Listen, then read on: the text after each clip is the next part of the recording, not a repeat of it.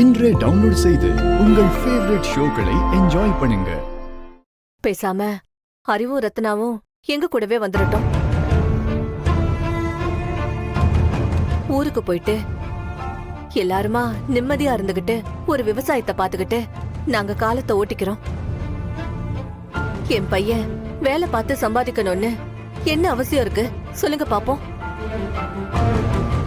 அவன் வந்ததும் வேலையை ரிசைன் பண்ண சொல்லிடுறேன். ரத்னாவையும் ரிசைன் பண்ண சொல்லிடுங்க. 2 பேரையும் கூட்டிக்கிட்டு நாங்க பாட்டுக்கு நிம்மதியா ஊருக்கு போயிடுறோம். அதத்தான் சொல்ல வந்தோம். வாடா.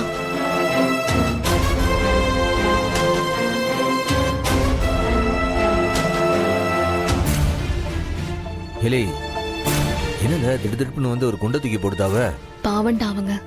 ஒரே பையன், அவருக்கு ஏதாவது ஒண்ணுனா பெத்தவங்களால எப்படி தாங்கிக்க முடியும் சொல்லு.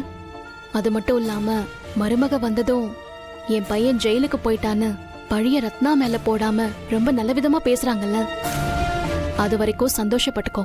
அது தெரியல, அதுக்குண்டு ரத்னாவை அவங்க கூட அனுப்பி வைக்க சொல்லுதாவல, அது எப்படி முடியும்? எனக்கு புரியுது. ரத்னாவோட கனவே ஒரு நல்ல டீச்சரா இருக்கிறது தான். அந்த ஸ்கூல்ல ரத்னாவை நம்பிதானே நீ உன் கஸ்டடியில எடுத்த. படாத பாடுபட்டு டெவலப் பண்ண ஸ்கூலை அப்படியே விட்டுட்டு ரத்னாவால போக முடியுமா? இல்லை, இப்ப அவங்களுக்கு என்ன பதில் சொல்றது?